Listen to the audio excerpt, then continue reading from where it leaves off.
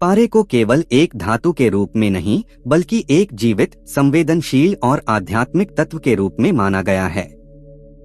इसके संस्करण प्रक्रियाएं ही इसे औषधि, योग साधना और शारीरिक मानसिक परिवर्तन के लिए उपयुक्त बनाते हैं।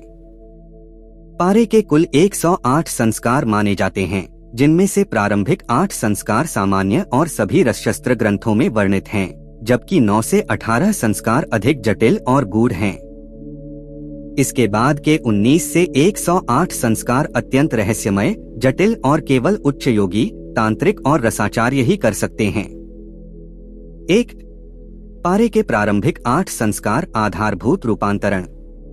ये 8 संस्कार पारे के खनिज रूप को जैविक पारे, बायोलॉजिकल मरकरी में परिवर्तित करते हैं। ये संस्कार हैं: 1. स्वेदन स्वेटिंग, पारे को गर्म करके उसकी अशुद्धियों को निकालना। 2. मर्दन ग्राइंडिंग, पारे को महीन पीसकर उसकी सूक्ष्मता बढ़ाना। 3. मूर्छन डिकॉम्पोजिशन, पारे के अणुओं को अलग अलग करना। 4. उत्थापन एलिवेशन, पारे के गुणों को सक्रिय करना।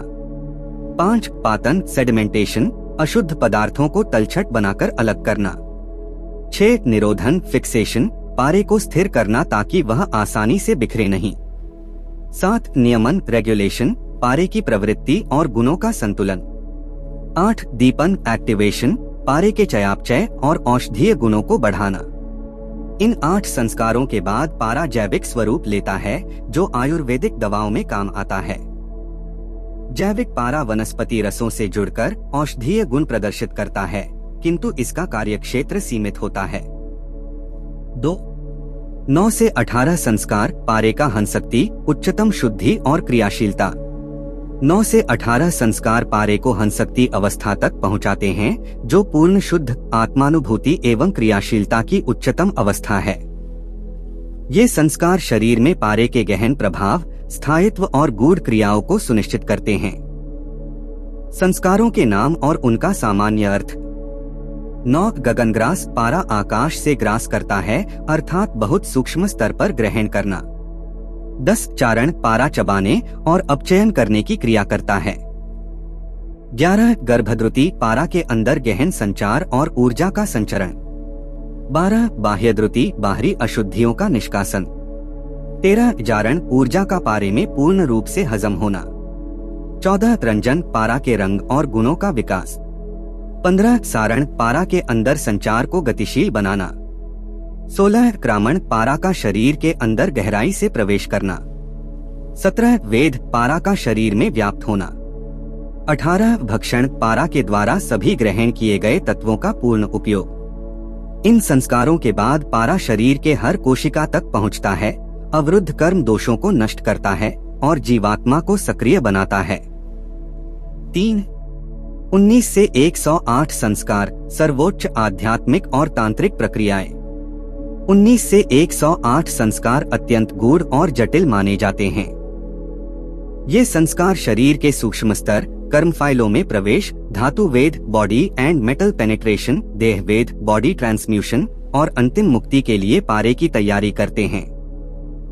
इनमें मंत्र, तंत्र, योग की गहन तकनीकों का प्रयोग होता है। इन संस्कारों के कुछ नाम और उनके भावार्थ। देह सिद्धि, शरीर पर सिद्धि और नियंत्रण।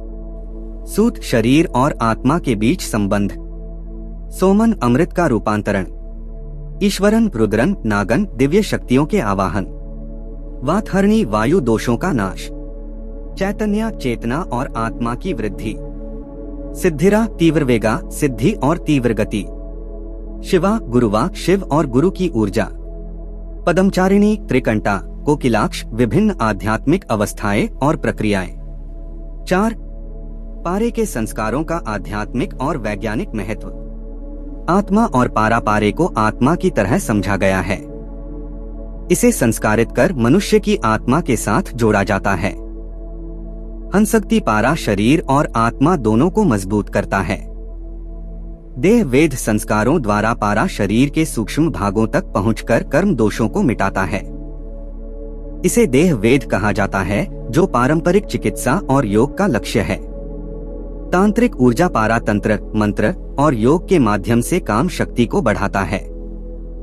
रसशाला और प्रयोग पारे के उच्च संस्कार केवल विशेषज्ञ रसाचार्य और योगी ही कर सकते हैं, क्योंकि ये अत्यंत जटिल और जोखिम भरे हैं। 5. समापन और विचार। खनिज पारे का वैज्ञानिक और आध्यात्मिक रूप से रूपांतरण संस्कारों के माध्यम से होता है। प्रारंभिक 8 संस्कार जैविक पारा देते हैं, जो आयुर्वेदिक औषधि निर्माण के लिए आवश्यक हैं। इसके बाद के संस्कार हंसक्ति पारे की प्राप्ति के लिए होते हैं, जो उच्चतम शुद्धि और क्रियाशीलता के स्रोत हैं। 19 से 108 संस्कार दिव्य शक्ति, देह, वेद और आत्मा की शुद्धि के लिए हैं, जिन्हें केवल उच्च योगी, तांत्रिक और रसाचार्य कर पाते हैं। ये संस्कार पारे को मात्र एक औषधि से बढ़कर अमरत्व और मुक्तिदायक तत्व बनाते हैं। इस विषय पर अध्ययन और अभ्यास के लिए गूढ़ ग्रंथों, गुरु मार्गदर्शन और जीवन भर की तपस्या आवश्यक है। यदि आप चाहें तो मैं इस विषय पर संस्कारों की प्रक्रिया, प्रयोग विधि या पारे के विभिन्न अवस्थाओं पर और भी विस्तार से लेख लिख सकता हूँ। बताइए। pp